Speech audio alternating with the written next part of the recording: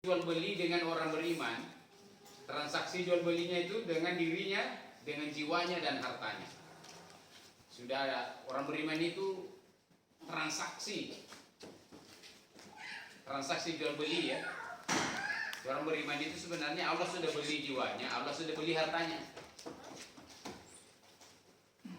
Nah, ini kemudian ditafsirkan diimplementasikan menjadi kebijakan 11 Said,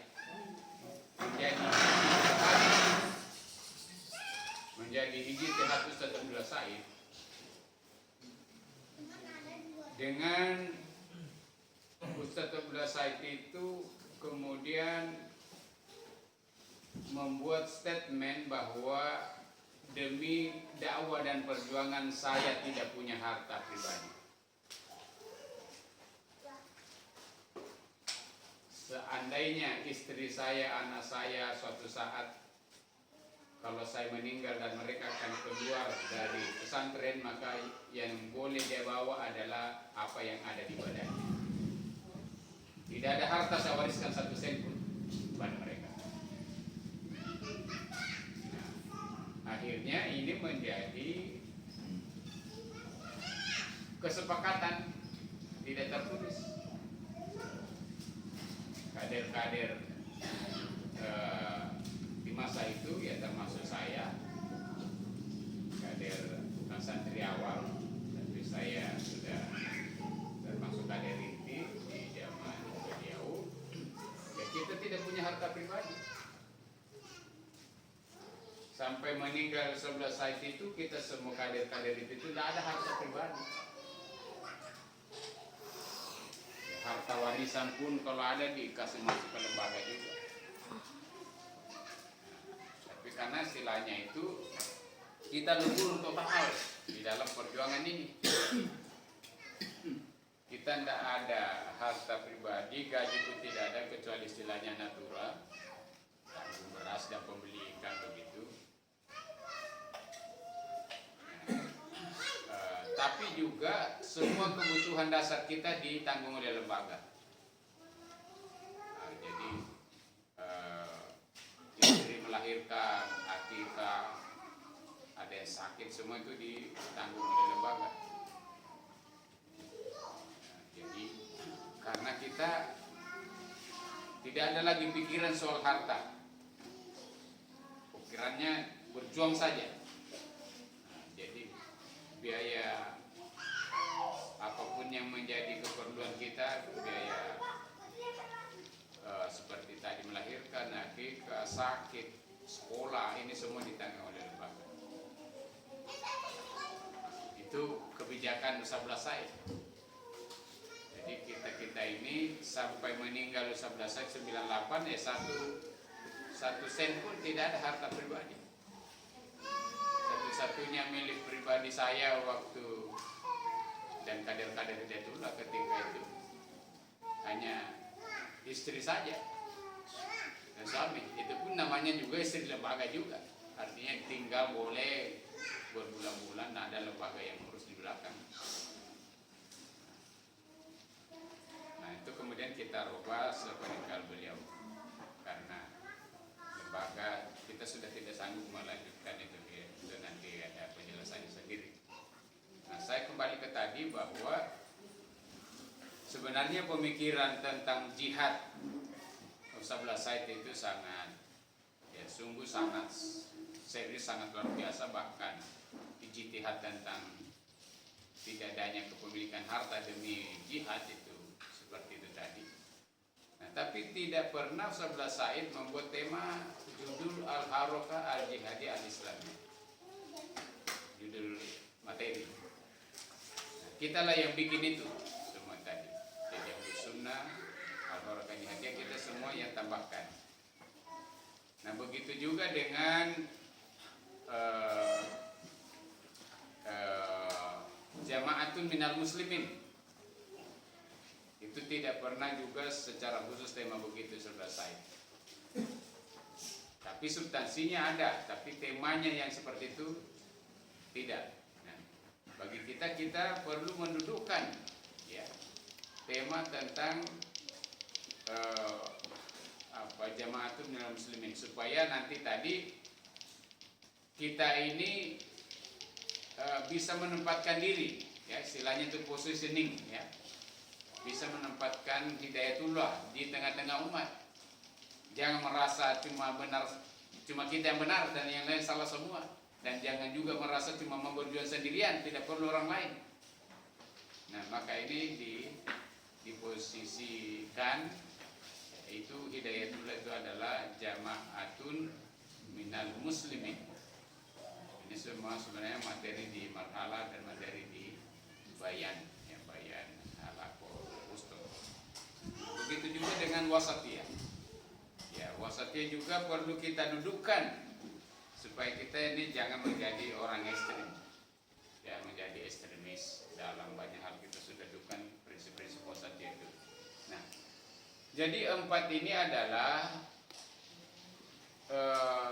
tema-tema yang kita buat dengan kajian mendalam sepeninggal selesai, yaitu tema tentang Ahlus Sunnah wal Jamaah, tema tentang Al-Harakah Jihadiyah Islamiyah, tema tentang Jama'atun minal muslimin, dan wasatiyah. Ini tema ini kita bikin dan kita abadikan, ditulis menjadi diri sepeninggal 11 Said. Nah, tapi yang 2 itu murni warisan 11 Said, yang 2 yaitu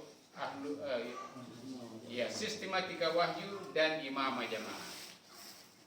Jadi yang murni warisan 11 Said orisinil yaitu sistematika wahyu dan imamah jamaah, baik istilahnya maupun isinya.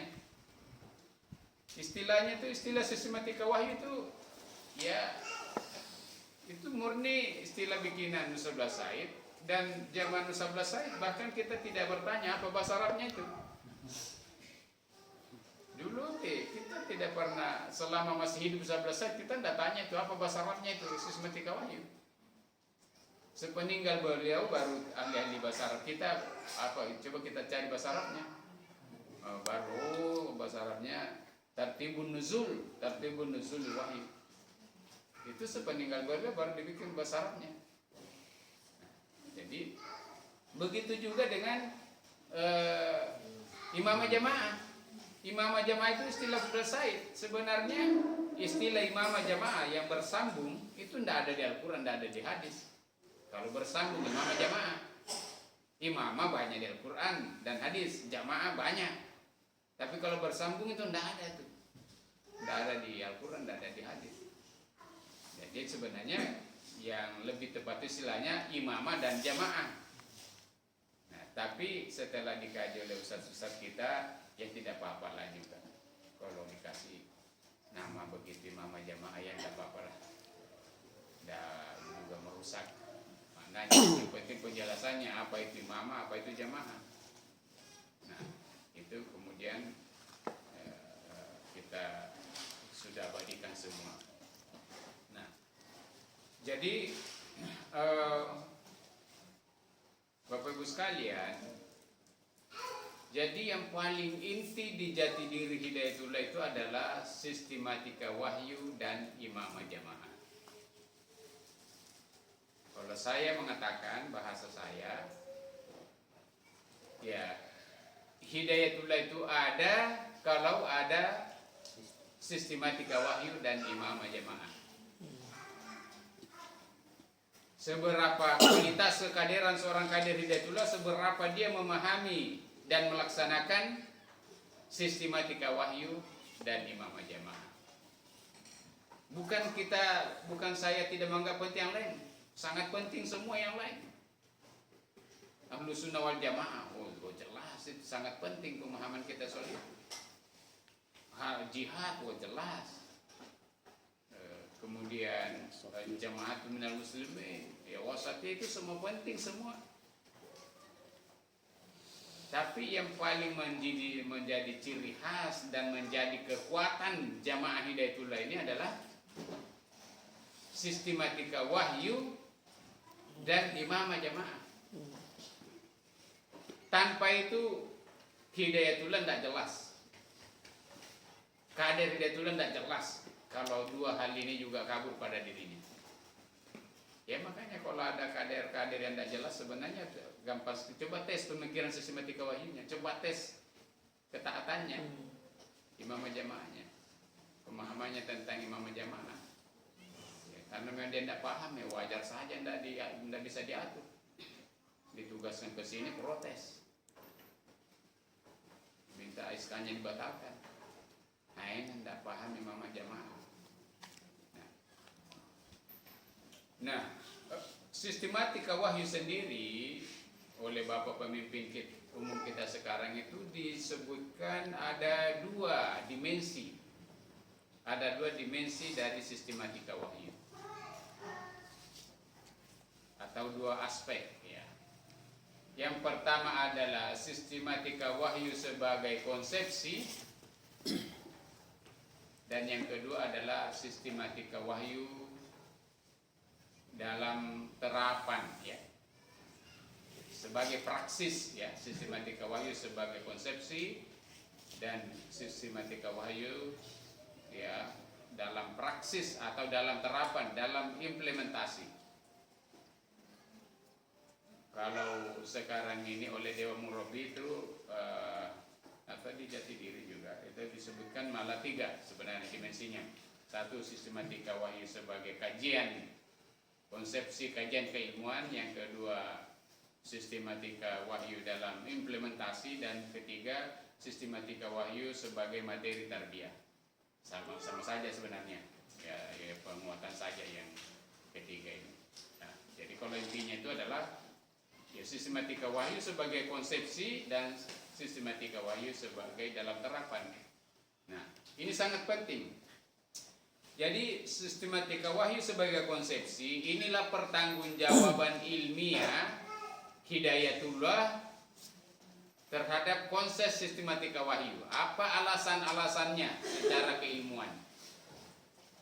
Kita ini kan tidak boleh seenaknya bikin-bikin konsep kan. Nah, apa ini maksudnya mana sistematika wahyu? Apa dasar dalilnya? Mana dalil Qur'annya? Mana dalil hadisnya? Mana penjelasan ulama? Maka inilah perlunya sistematika wahyu sebagai konsepsi. Artinya kita harus bisa mempertanggungjawabkan secara ilmiah berdasarkan dalil-dalil Al-Quran dan Sunnah atau pendapat-pendapat ulama. Itu maksudnya. Jadi sistematika wahyu sebagai kajian ya. Kalau Anda misalnya pernah mendapatkan kajian sistematika wahyu atau baca di Jatidiri itulah. Atau sejak dari marhala ula juga, atau Anda biasa mendengar kajian dari para ustadz ya, misalnya Ustaz Anwari, Ustaz Nasirul misalnya kaji tentang penjelasan tentang sistematika wahyu. Nah itulah sistematika wahyu sebagai konsepsi. Nah, ini harus kita pertanggungjawabkan apa hujahnya, apa argumentasinya. Anda ya Hidayatullah menjadikan sistematika wahyu sebagai manhaj. Nah itu dijawab secara ilmiah, itu sudah ditulis, sudah tertulis dengan sangat baik di Jatidiri. Nah, tapi itu belum selesai. Islam ini bukan hanya untuk dipahami, diteorikan, dikonsepsikan, tapi harus dilaksanakan. Nah, maka sistematika wahyu yang kedua itu adalah dimensinya adalah dimensi terapan dalam pelaksanaan. Nah, saya mengatakan tidak ada sistematika wahyu tanpa terapan. Jadi kalau Anda mau kajian saja sistematika wahyu tidak ada penerapannya, itu namanya Islamullah. Nah, salah satu wujud penerapan dari sistematika wahyu itu adalah dalam imamah jamaah. Nah, maka saya mengatakan tidak ada sistematika wahyu tanpa imamah jamaah. Nah, pernah dulu ya, zaman 11 saat itu, setiap satu Muharram seluruh pimpinan cabang istilahnya se-Indonesia itu harus kumpul di Balikpapan. Pasti harus wajib. Nah, di samping ada kata-kata juga itu dijadikan momentum Sabla Said untuk mengevaluasi semua kadernya di daerah.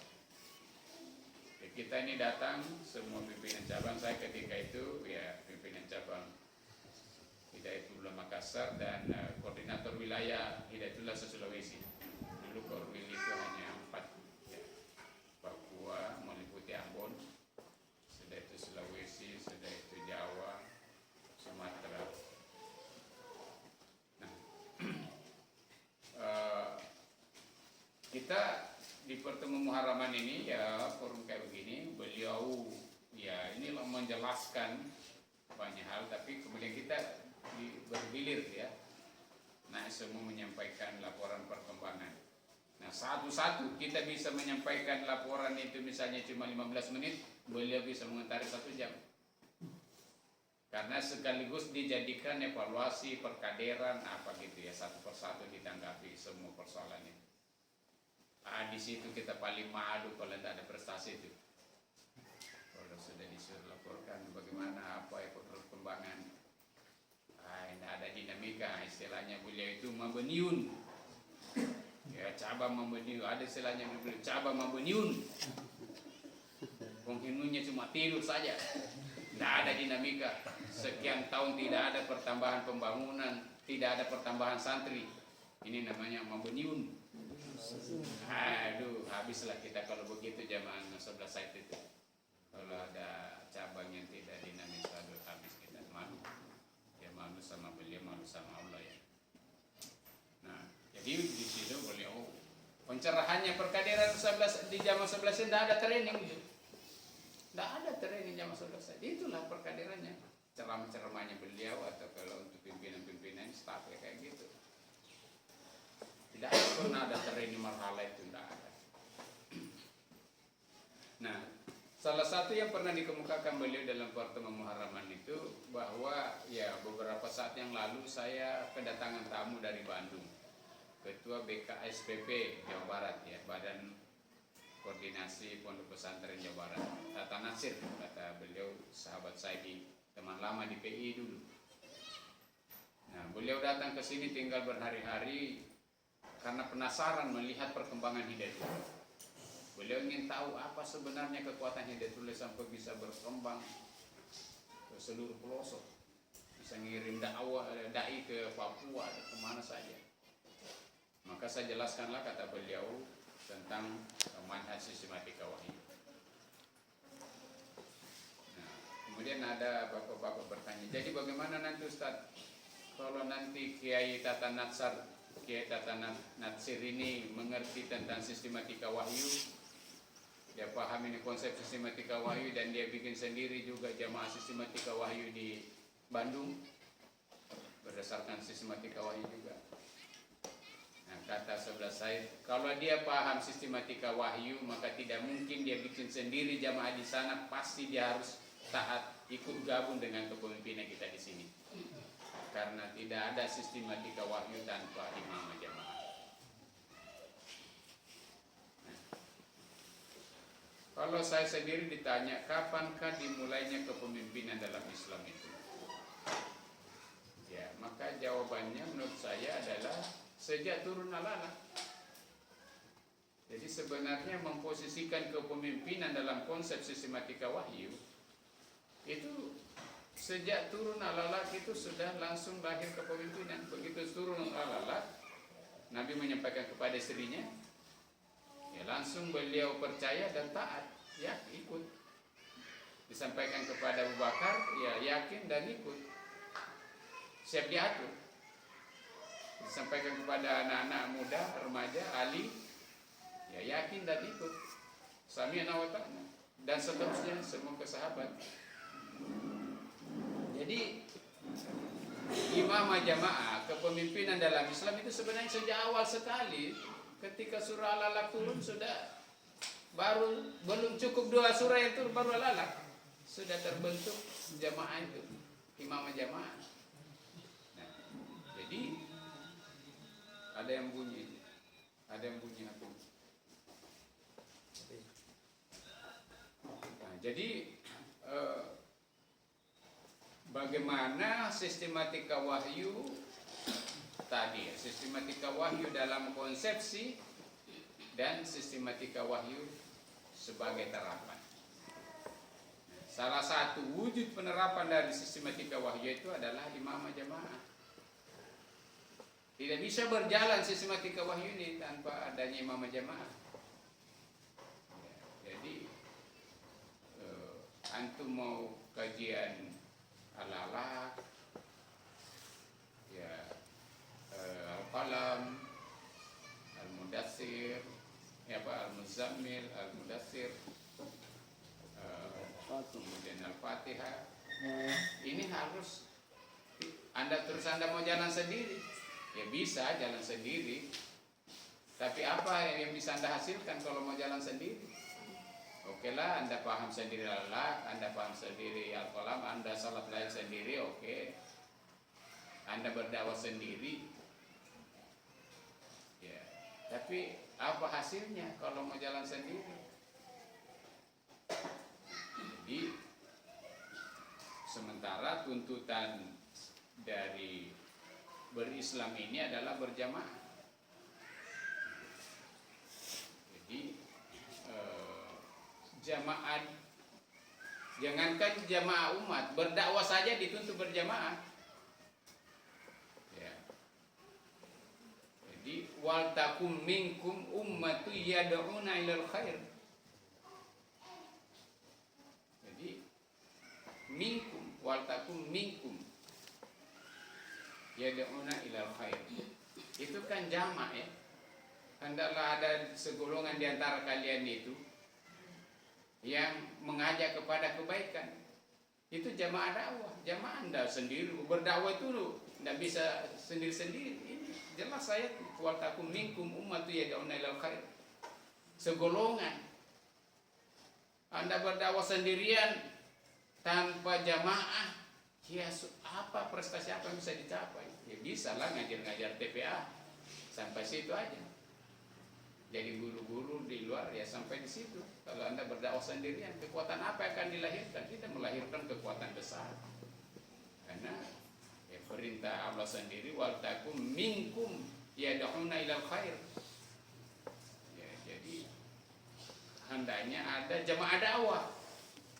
Jadi berdakwah itu harus ada jamaahnya, jamaah dakwah minkum. Apalagi kepada perjuangan Islam yang lebih jauh lagi, bagaimana mewujudkan penegakan syariat Islam, bagaimana mewujudkan sebuah sistem Islam. Nah itu tentu lebih jauh lagi. Nah, jadi kembali ke tadi, sistematika wahyu itu dalam 2 dimensi atau bahkan 3 tadi, ya, yaitu sebagai konsepsi, ya, kemudian dalam terapan, dan bisa juga tadi materi tarbiyah, ya. Nah, maka tantangan kita, Bapak Ibu sekalian, adalah bagaimana terus-menerus kita dalam keseharian kita 24 jam itu terus-menerus kita tersinggah dengan pola pikir sistematika wahyu ini. Karena bagaimana ala-ala kita. Nah, kita tidak ada waktu, ya. Saya tidak ada waktu untuk menjelaskan ala-ala di sini. Tapi saya yakin antum sudah paham. Ini kalau boleh saya tahu dulu, ya. Ini yang bapak-bapak ini, coba yang alumni Ustaz, coba angkat tangannya. Ustaz. Yang alumni Marhala Ustaz.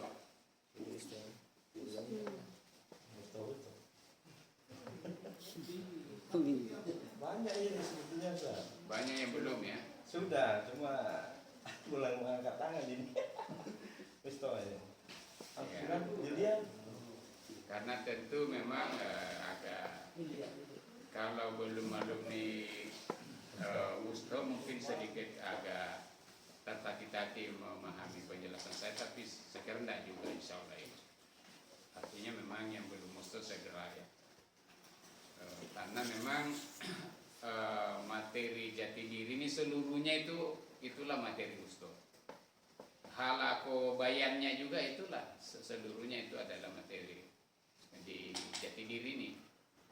Nah, tapi sekali lagi tadi bahwa yang harus benar-benar kita paham bahwa jati diri ini adalah inilah kita, inilah pola pikir keislaman Hidayatullah.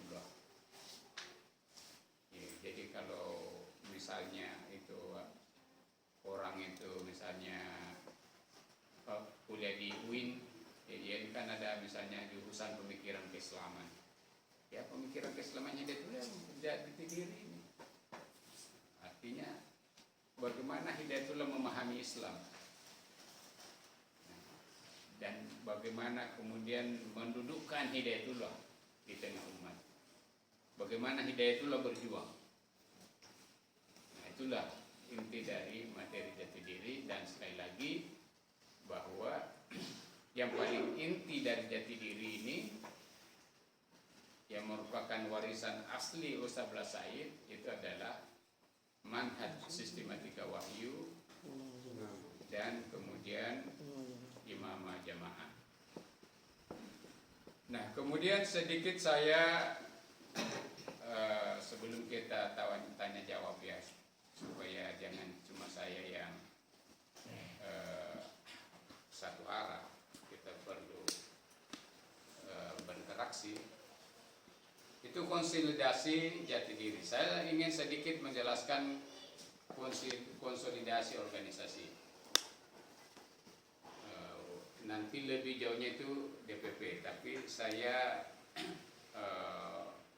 memberikan premnya karena ini memang yang juga sejak di Munas kemarin pengarahan kepada bagaimana program organisasi juga sudah di-frame. Jadi konsolidasi organisasi itu ada 6 pilar, ya. Ada 6 pilar dari organisasi Hidayatullah. Jadi apa yang mau dikonsolidasi? Antum misalnya sebagai pengurus DPW atau antum sebagai pengurus DPD, kan disuruh mengkonsolidasikan organisasi sesuai tema di atas. Nah, apanya itu sebenarnya organisasi yang mau dikonsolidasi? Nah, maka organisasi Hidayatullah itu, organisasi dan jamaah Hidayatullah, itu ada 6 pilar yang perlu ditertibkan. Yang pertama, yang paling sederhana dulu adalah administrasi, tertib administrasi. Administrasi ini terkait dengan surat-surat, ya.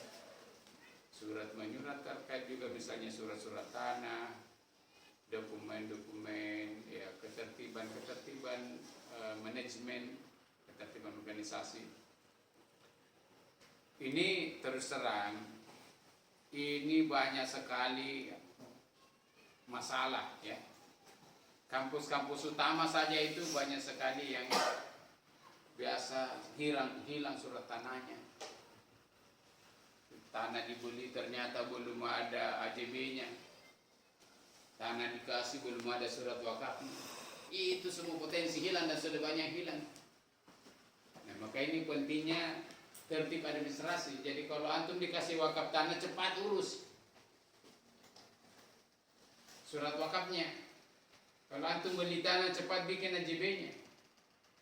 Itu banyak sekali masalah itu. Nah, jadi dan kalau antum pindah tugas, tolong wariskan dengan baik itu dokumen. Jadi ini tertib administrasi. Yang kedua itu adalah tertib regulasi. Regulasi itu artinya peraturan.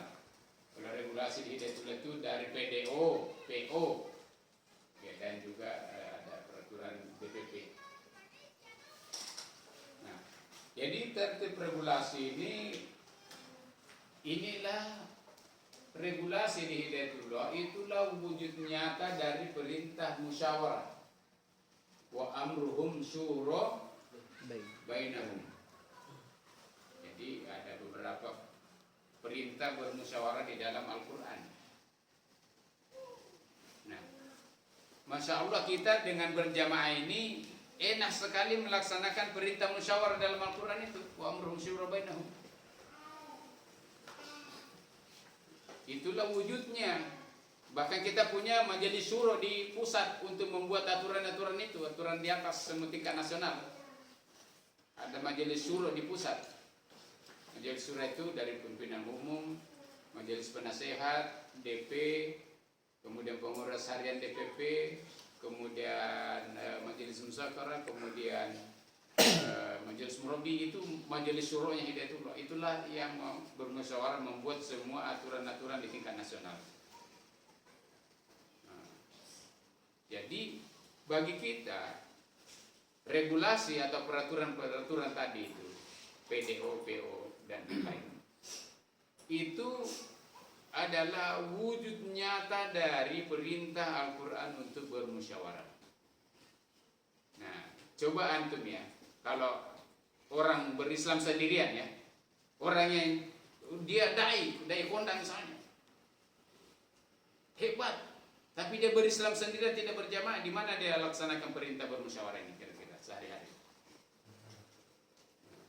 Kita Masya Allah, perintah bermusyawarah Al-Quran kita laksanakan di organisasi ini, menghasilkan PDO, menghasilkan PO, dan yang lain.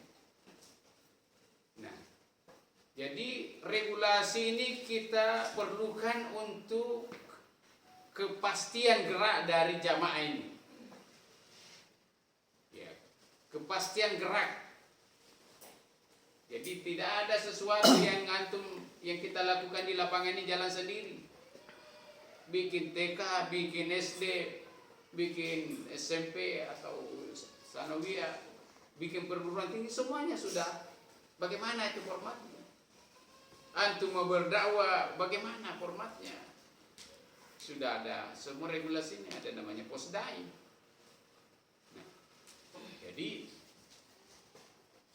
Nah, jadi regulasi ini untuk memberikan bingkai ya, memberikan bingkai gerak, bingkai kebijakan dari lembaga ini dari tertinggi sampai paling bawah. Dan ini adalah hasil musyawarah. Ini aplikasi langsung dari konsep musyawarah yang menjadi perintah dari Al-Quran dan Sunnah. Nah, maka jangan pernah antum ya, jangan pernah antum mengabaikan satu pasal pun, satu ayat pun dari PDO dan PO, peraturan organisasi. Kayak misalnya yang kata, wah apa itu kan cuma PO bukan Quran hadis juga kok. Jangan antum mau begitu. Karena satu ayat di PO, apalagi PDO itu, wah lama dibahas, bisa bertahun-tahun. Satu PO bisa dibahas 1 tahun baru jadi.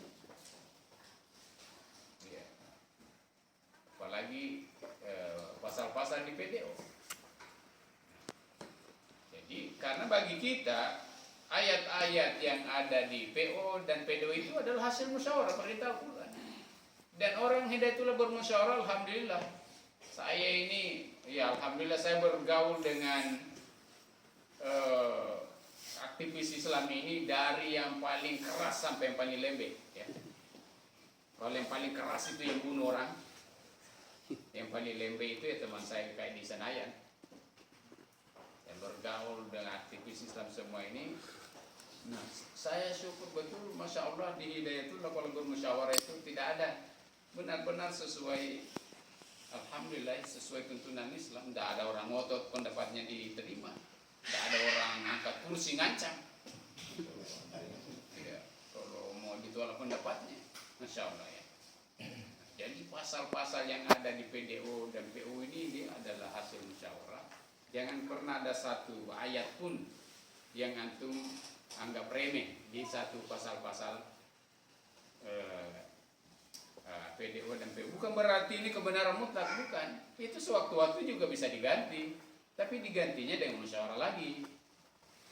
Setelah ditetapkan harus dipegangi dulu bahwa itu ada pasal PO begini, bahwa misalnya ya sekolah itu sudah berbayar dan ada 20% yang apa namanya subsidi, ada pasal kayak begitu, dan di kenyataan di antum tidak bisa berjalan, ya itu lain lagi. Artinya bisa nanti kita berikan kebijakan pada kondisi tertentu, tapi pegangi dulu yang apa yang ada di situ. Nah, jadi ini yang kedua ya, tertib regulasi. Yang ketiga itu adalah tertib manajemen.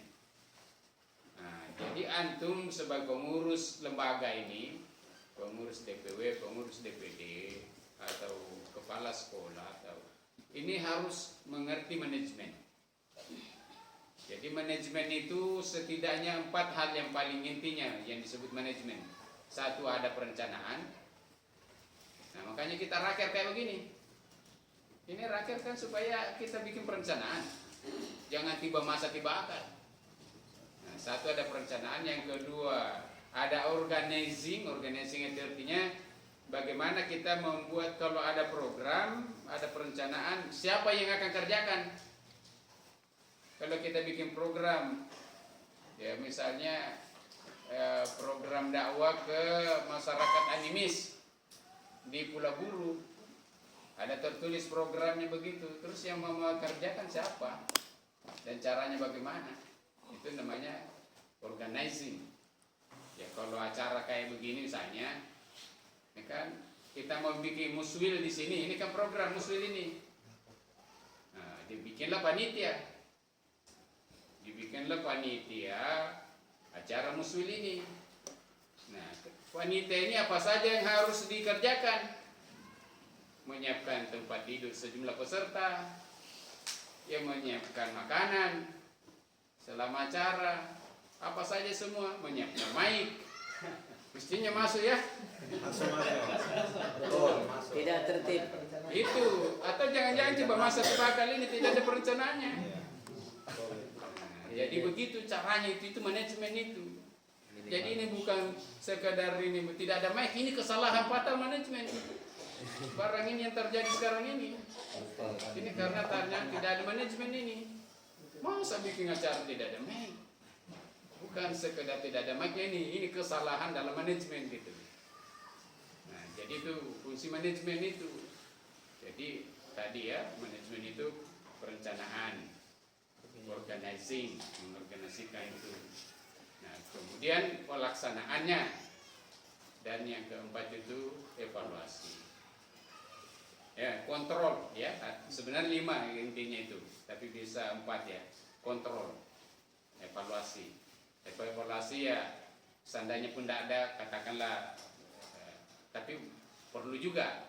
Nah, tapi yang paling inti ini adalah 4. Jadi perencanaan, pengorganisasian, pelaksanaan, dan kontrol. Jadi mestinya ketua DPW atau pengurus DPW yang kasih amanah ini juga panitia, kontrol juga sebelum acara. Jangan dilepas saja. Kontrol juga. Wah, ini panitia belum ada mic-nya nih. Itu maksud itu. Jadi jangan antum lepas, antum yang kasih amanah. Jangan lepas saja, itu ada namanya kontrol. Nah, terakhir itu baru evaluasi. Setelah selesai acara, baru evaluasi. Supaya kita belajar. Nah, itu intinya manajemen. Jadi kira-kira 5 itu. Nah, jadi ini tertib manajemen ya tadi. Yang keempat itu adalah kepemimpinan. Nah, jadi konsolidasi organisasi tadi, elemen dari organisasi itu kepemimpinan. Nah, bagi kita kepemimpinan di sini adalah perpaduan antara kepemimpinan imamah jamaah dan kepemimpinan ormas. Nah, itu sebenarnya saya biasa membawakan materi ini ya, saya pernah uji coba di Palu, saya membawa, dikasih judul materi itu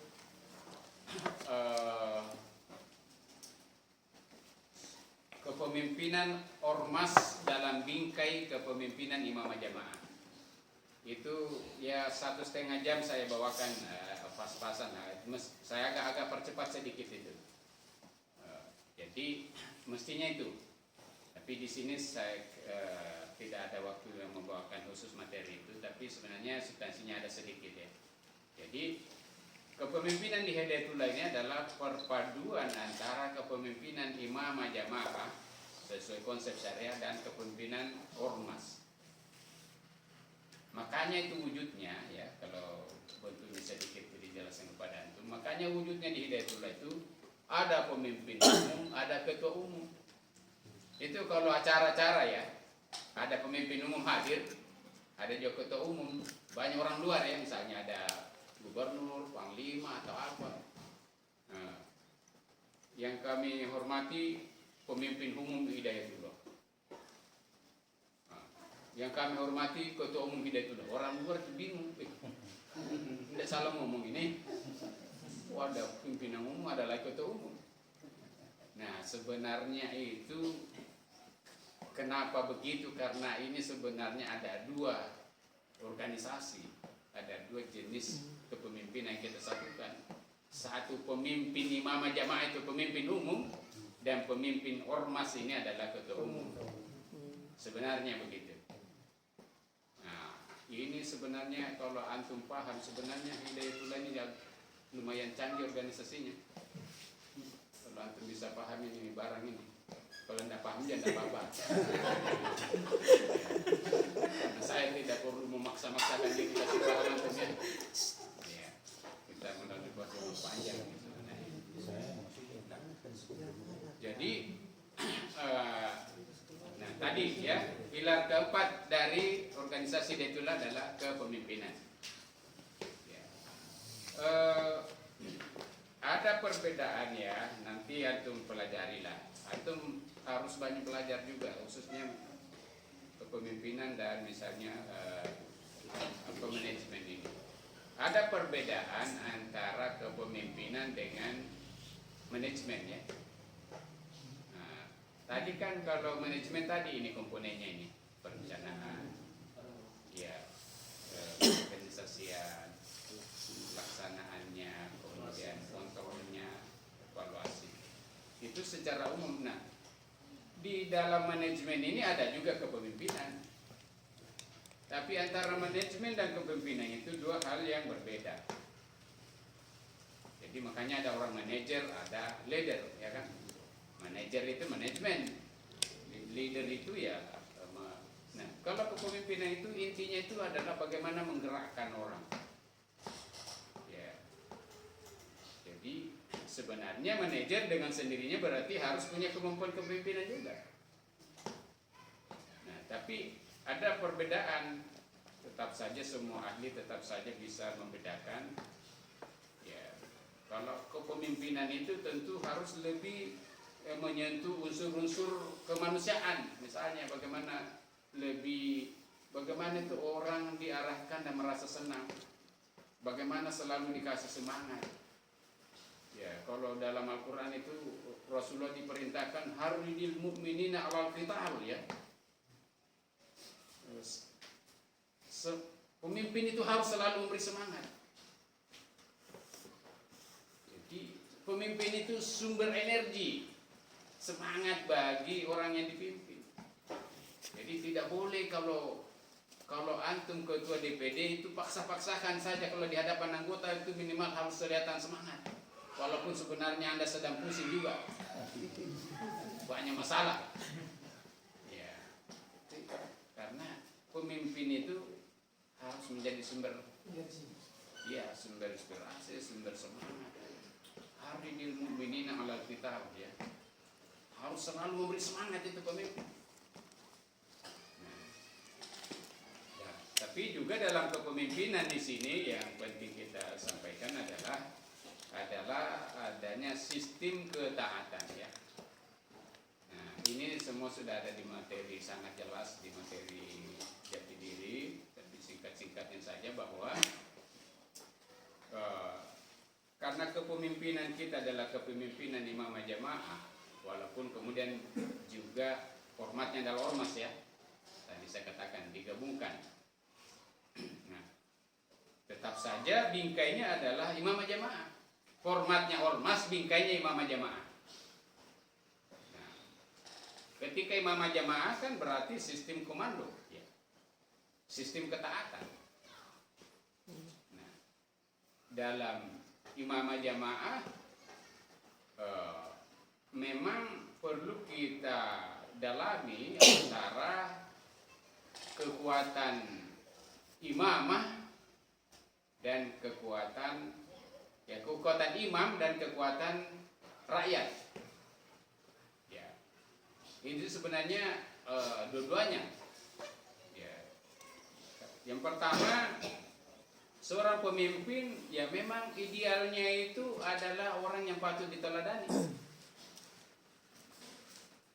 Ya.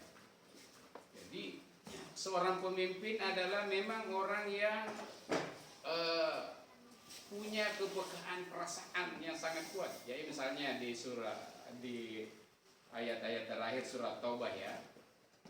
Laqad ja'akum rasulun min anfusikum azizun 'alaihi ma 'anittum harisun 'alaikum bil mu'minina raufur rahim. Nah, ini mestinya karakter pemimpin. Kalau Anda jadi pemimpin, ketua DPW, ketua DPD, apa saja, ini harus berusaha ini menjadi karakternya. Ya. Azizun 'alaihi ma 'anittum. Sangat berat rasanya baginya penderitaan yang dirasakan orang yang dipimpinnya. Nah, ini tidak boleh mati rasa itu pemimpin. Sudah luar biasa penderitaan anak buahnya di bawah, dia belum mengerti. Jadi azizun alaihi ma'anittum. Kemudian harisun alaikum, sangat keras keinginannya menyelesaikan persoalan yang dirasakan oleh anggotanya. Bukan saja menggaya saya prihatin dengan masalah Anda. Sudah itu dia pergi tidur. Jadi harisun alaikum, sangat keras keinginannya dia menyelesaikan persoalan anak buahnya. Bil mu'minina raufur rahim, kemudian kasih sayang. Kalaupun Anda tidak bisa membantu menyelesaikan persoalan anggota, ya minimal tunjukkanlah kasih sayang Anda. Ya, kadang-kadang juga kasih sayang itu tidak cukup dengan perasaannya. Kadang-kadang juga dengan fulus lah. Ya, punya masalah besar, Anda untuk menyelesaikan masalah di DPD, kayaknya perlu uangnya sangat banyak juga ya. Inilah bentuk kasih sayang dari ketua DPW.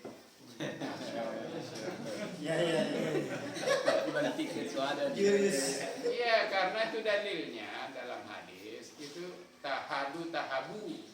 Pemberian itu melahirkan kecintaan, kasih sayang.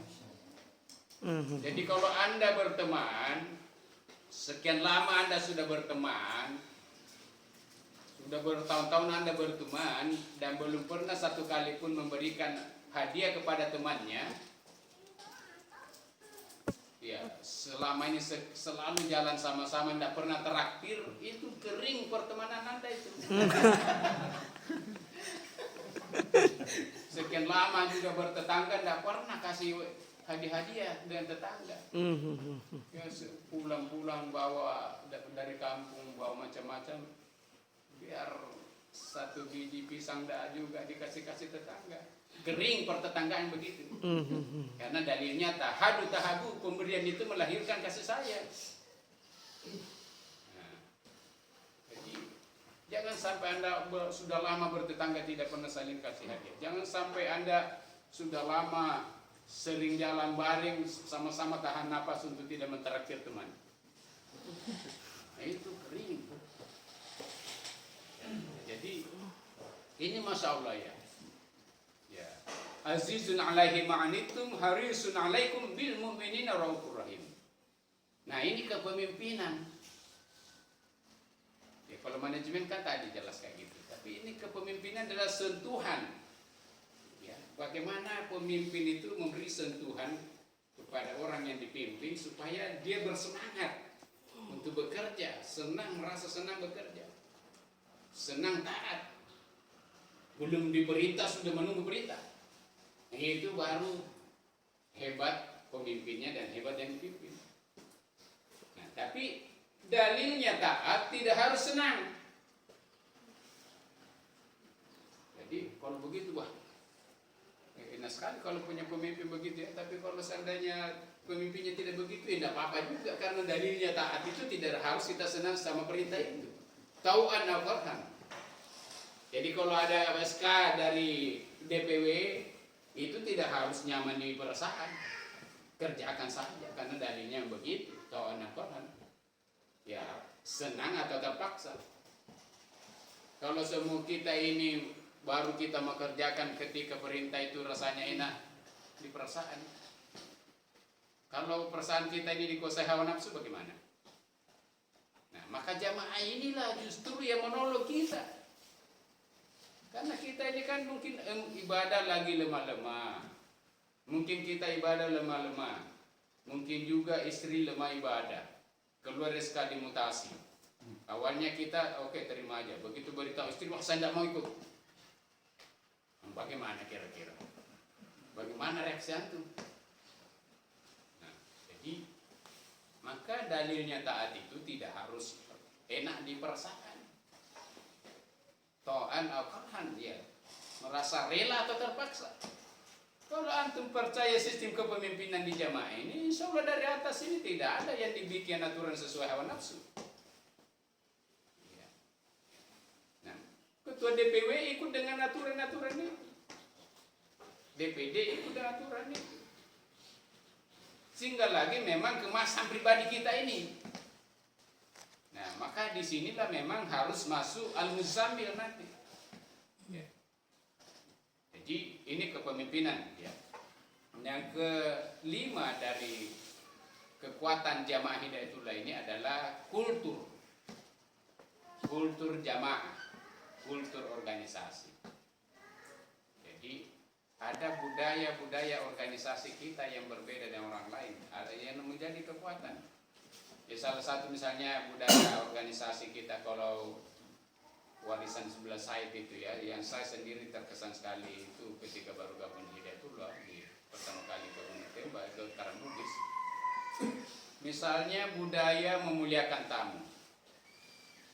Nah, ikramu duyuf kan salah satu hadis yang terkenalkan, makanan ini billahi wal yaumil akhir fa yukrim duaifa. Nah, itu di Hidayatullah zaman sebelah Said itu benar-benar luar biasa itu pelayanan tamu. Sampai di Gunung Tembak habis sholat subuh kita direbuti orang, ya. Direbuti orang diajak ke rumahnya. Ya, walaupun ternyata teh saja dengan pisang gorengnya. Nah, tapi ini kan bentuk dari pelayanan tamu, ikramu duyuf. Nah, jadi salah satu, dan ketika saya ke Jakarta pertama kali juga, Ustaz Manan juga begitu tuh. Saya ke Surabaya begitu lagi semua. Oh, berarti ini betul-betul kultur Hidayatullah ini. Ini pelayanan tamu ini. Mulai dari guest house-nya, makanannya apa. Nah, jadi makanya salah satu hal yang sangat mendasar di kampus-kampus Hidayatullah itu adalah pelayanan tamu. Tahu memang apa kira-kira kesenangannya ini tamu mau datang. Nah, saya juga senang juga, saya di telepon dapat di WA ketua DPW mau ke sini. Apa kira makanan kesenangan Ustaz? Nah, saya bilang ya saya apa aja lah, tapi saya senang minum kopi. Syukur-syukur ada gula merahnya. Baik Ustaz. Tapi kayaknya lagi-lagi error manajemen ini. Kenapa saya belum pernah minum kopi apa gula?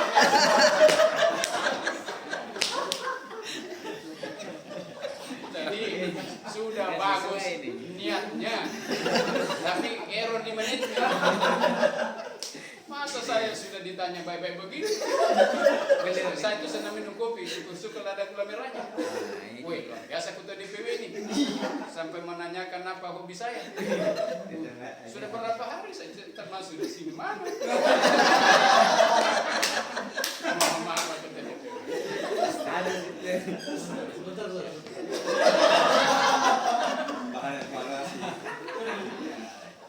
Jadi ya beginilah berkat daerah Hidayatullah itu ya. Kadang-kadang nyentil nyentil sedikit. Supaya paham kita kan. Daripada saya berceramah teori terus. Nah, jadi ini ikrar menduyuk. Ada itu Ustadz ya mengatakan ya dia memahami hadis itu tamu itu bisa, karena tamu adalah raja, tamu itu bisa meminta apa saja yang dia mau. Jadi seandainya saya sama Ustaz Gopar ini mengatakan tolong saya mau makan siang ayam kampung, itu sah itu secara syariah ya. Nah, jadi ada betul katanya yang pernah tapkan kan begitu. Ada Ustaz karena dia tahu dalil itu, dia bertamu ke temannya Ustaz Suja, pasti tahu dalil itu temannya juga. Baru tiba dia bilang hari ini saya mau makan ikan bakar. Saya dicarikan. Besoknya saya mau ayam goreng. Hari ketiga lain lagi diminta. Nah, tuan rumah tahu bahwa tamu dalam Islam 3 hari. Hari keempat dikasih cangkul. Cangkul ke mulut. Karena tamu itu cuma 3 hari ya. Jangan juga antum sudah tinggal 1 pekan, apalagi lebih sudah mau minta diladeni terus macam-macam. Tapi kita kembali ke tadi ya, kultur. Salah satu kultur Hidayatullah itu adalah pelayan tamu. Masih banyak kultur yang lain, ya, kesopanan dan sebagainya. Nah, yang terakhir dari pilar organisasi ini adalah GNH, ya, prinsip spiritual. Wah, ini langsung tersinggung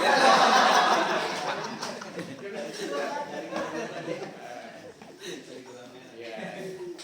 Jadi yang terakhir dari pilar organisasi itu adalah GNH ya, Gerakan Nawafil Hidayatullah. Inilah sistem spiritualnya Hidayatullah. Jadi di manhaj itu langsung di Al-Muzammil ya.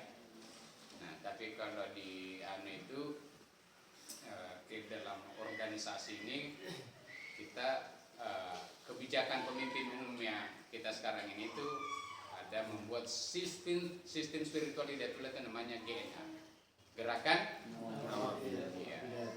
Ya, jadi antum sudah hafal ya, ada salat lail, baca Quran 1 juz ya, dan seterusnya. Nah, jadi kekuatan kita sebagai jamaah secara pribadi-pribadi di GNH ini. Anda sebagai pengurus organisasi di DPW, DPD atau apa saja jabatan Anda, bahkan pribadi atau sebagai suami, sebagai istri, ini kalau tidak jalan GNH-nya berat kita bawa organisasi ini. Saya itu biasa bilang di Sulsel, karena sering ceramah di Sulsel, saya bilang kalau ada ketua DPD yang dikasih bangun salat lail oleh piket, Ustaz bangun salat lail sudah jam 3, saya bilang tidak layak jadi ketua DPD itu yang begitu. Ya dikasih bangun. Ya, semestinya sudah ada tuntutan kesadaran perlunya bangun malam itu karena berat ini amanah dakwah, berat ini amanah perjuangan. Dari mana kita dapat energi kalau tidak bangun salat malam? Kalau tidak tadarus, kalau tidak wirid. Energi itu dari situ. Nah, jadi sistem spiritual Hidayatullah itu namanya GNH. Saya pribadi menyebut GNH itu sebagai tarekatnya Hidayatullah. Tapi di ruang ini saja ya. Jangan Anda ceramah di luar, kami itu punya tarekat juga. Oh, dengar orang salah pun sesat betul ternyata Hidayatullah. Ada tarekatnya. Nah, tapi kalau kira-kira orang tarekat dengar, boleh juga nih. Apa itu tarekatnya? Jadi, tapi tarekat itu artinya disiplin spiritual. Amalan-amalan disiplin spiritual itu disebut tarekat. Jadi, ya, tapi di ruang ini saja lah. Jadi yang jelas GNH ini adalah sistem spiritualnya Hidayatullah. Kekuatan spiritual Anda tergantung seberapa kuat Anda melaksanakan GNH ini. Bagaimana salat malam Anda berapa lama? Bagaimana baca Quran Anda lengkap dengan tadabburnya? Ya, bagaimana zikir-zikir Anda yang lain, bagaimana infak dan seterusnya. Nah, jadi inilah 6 pilar organisasi. Jadi antum pengurus DPW, pengurus DPD ini yang harus antum sukseskan. Itu yang disebut konsolidasi organisasi itu, 6 ini. Jadi sudah gabung antara organisasi ormas dan organisasi mama jamaah.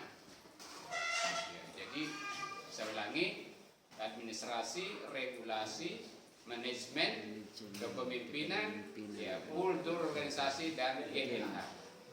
Saya kira Bapak Ibu sekalian, inilah yang saya bisa sampaikan ya, pemikiran-pemikiran besar tentang konsolidasi organisasi, konsolidasi jati diri atau konsolidasi diri dan konsolidasi organisasi. Kalau masih dianggap ada waktu, boleh ada tanya jawab. Tapi kalau seandainya sudah habis, ya terserah, saya kembalikan kepada antum. Assalamualaikum warahmatullahi wabarakatuh.